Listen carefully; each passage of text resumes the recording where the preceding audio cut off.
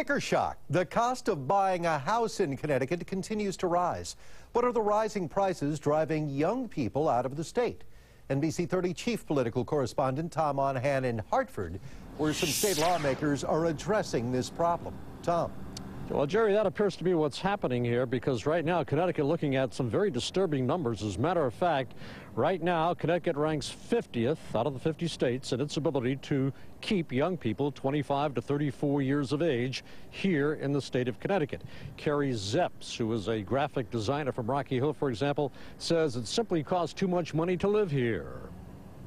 So if you have a transferable job, say a nurse, a teacher, a police officer, a graphic designer like myself, you can go to another state and buy a house. Now, here in Connecticut, there is proposed legislation that would create more affordable housing.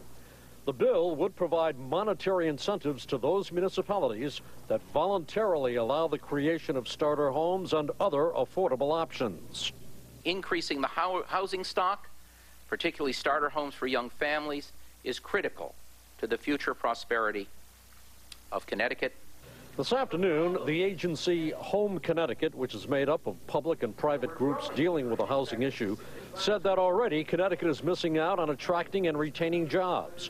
William Szeps, the chairman of HOMEConnecticut, said, for example, Pfizer is closing down some R&D plants in Michigan and is looking to move 1,000 workers to southeast Connecticut. Unfortunately, we learned that even with substantial housing assistance, the workers can't find housing that they can afford.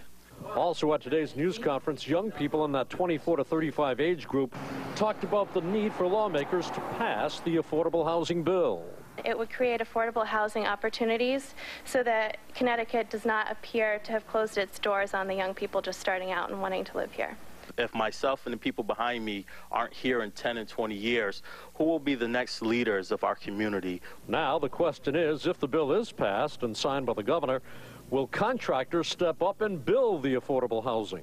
There are a number of builders who see the market for this type of housing. There are very few things that the legislature can do to change the population trajectory of the state of Connecticut, to reduce the cost of living in the state of Connecticut. But this is one of the things that can have a potent impact. Now, what's affordable housing and what isn't? Well, the rule of thumb goes something like this. If you're spending more than 30% of your net income for housing needs, then you are living in what is considered to be unaffordable housing. Live here at the Capitol, Tom Monahan, NBC 30 News. Lisa, Jerry, back to you.